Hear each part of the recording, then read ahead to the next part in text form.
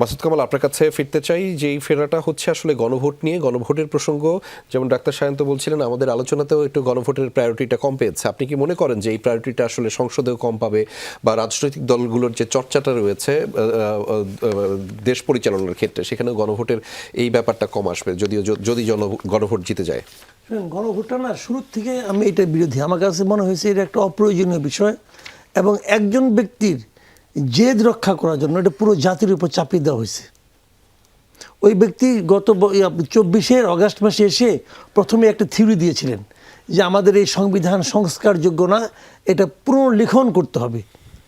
ওই জেদটা ফুলফিল করার জন্য নানা প্রক্রিয়ায় উনি সারা দেশে ঘুরে বেড়াইছেন, সরকারি কর্মচারীদেরকে দণ্ডনীয় মানে আইন লঙ্ঘনের দিকে তারা সবাইকে ঠেলে দিয়েছেন, বাধ্য করেছেন, এবং তারপরে এটা উনি বাস্তবায়ন করার চেষ্টা করছেন। এবং এটা আলটিমেটলি এটা একটা অর্থহীন জিনিস হবে, এটা অর্থহীন কাগজে পরিণত হবে। কারণটাকে আমি বলি আপনাকে। আপনি মনে করছেন গণভোট জিতে যাবে? জেতানো হবে। জেতানো হবে, আচ্ছা। এটা কেন জিতবে? শুনুন, আপনি আমার একটা কথা শোনেন ভাই, এই গণভোটে আসলে কি লেখা আছে এটা বুঝে হ্যাঁ অথবা না বলেছে কয়জন লোক বলেন তো আপনি? আমি তো দাবি করি যে 99% ভোটার জানেই না এটা হ্যাঁ মানে কি আর না মানে কি, তারা জানে না। তাদের পড়েও না ঠিকঠাক, পড়া সব পড়লেও বলে কি বুঝবে না।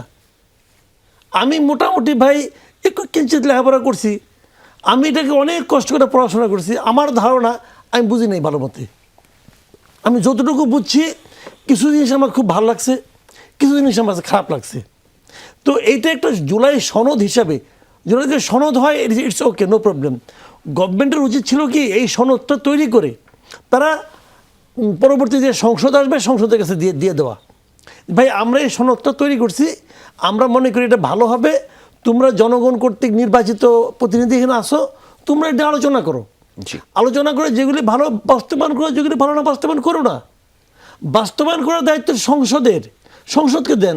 আপনি কে বিদেশ থেকে ভাড়াটিয়া লোক নিয়ে এসেছে কতগুলিকে, যাদের সঙ্গে দেশে কোনো সম্পর্ক নাই, তারা আইনে ঠিক এনজিও, তারা আইনে ঠিকঠাক করে বলবে এইটাই চলবে, তোমরা দেশ চালাবা এই আইনে অনুযায়ী চালাবা।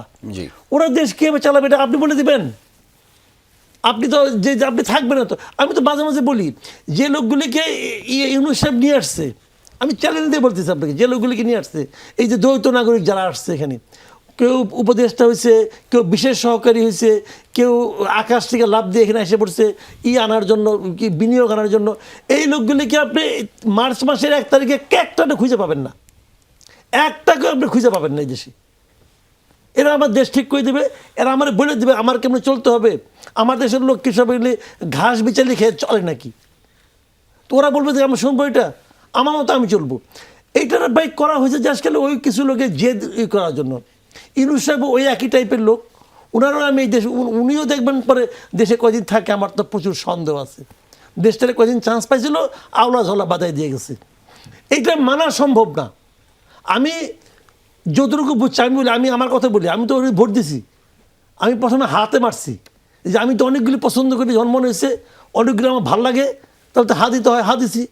একটু পরে মনে হলো আমার তো অনেকগুলি খারাপ লাগে, আবার না মনে পারছি, 2 সিল দিয়ে রেখে আসছি আমি। তাহলে আপনি হ্যাঁ এবং না দুটোই বলছি, কারণ আমার তো সবগুলি হ্যাঁ না, সবগুলোতে পছন্দ করি না। আমি কিছু পছন্দ করি আর কিছু করি না। আপনি কি করবেন?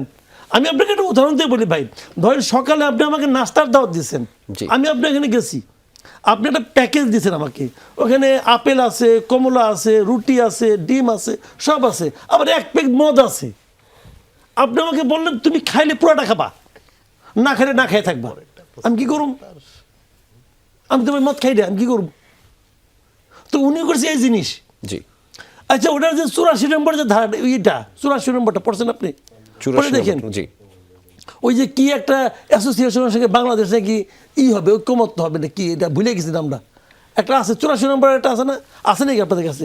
পড়ে দেখেন ওইটা কি, সর্বশেষ যেটা পড়েন আপনি। বাইকে তো বলেন এইগুলি কি রে ভাই, কেউ পড়ছে? আমার তো মনে হয় অনেকেই পড়ে নাই। 84 নম্বরটা কোন? 84 নম্বর আগে শেষটা দেখেন। দাদা আপনি পাইছেন নাকি? হ্যাঁ হ্যাঁ পাইছি। কি আছে পড়েন তো একটু। Bangladesh shall officially become a state party to the Open Government Partnership (OGP) to promote transparency, accountability, and civic participation in আচ্ছা এখন governance. আপনার ওপেন গভর্নমেন্ট পার্টনারশিপে আমার যাইতে হবে কেন বলেন, এটা কি জানেন আপনি? না আপনি ওপেন গভর্নমেন্ট পার্টনারশিপে যান, ভালো, ওইটা আপনি গুগলে সার্চ করেন। এই যে এত চিল্লাচিল্লি করে না, এই যে LGBT কিউ না কি একটা আছে, ওটা তো ওপেন পার্টনারশিপ, ওরা তো এটা স্বীকার করে। আপনি করবেন?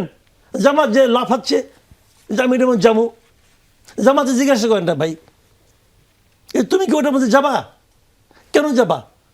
আর এই জুলাই সনদের সঙ্গে ওপেন গভর্নমেন্ট পার্টনারশিপে যাওয়ার কি সম্পর্ক থাকতে পারে? এরা জুলাই আন্দোলন করছে, জিজ্ঞাসা করেন ভাই ওপেন গভর্নমেন্ট পার্টনারশিপ বুঝেন? এইটার মধ্যে আপনার যাইতে হবে, এটা লিখিত আকারে উনি লেখছে, কেউ পড়ছে? আলী রিয়াজ পড়ছে, তার ধান্দা এটা। এই লোক আবার আমার টিচার আছিল, আমি তার মানে অবাধ্য ছাত্র বোধ হয়, এই জন্য এগুলি বলতেছি।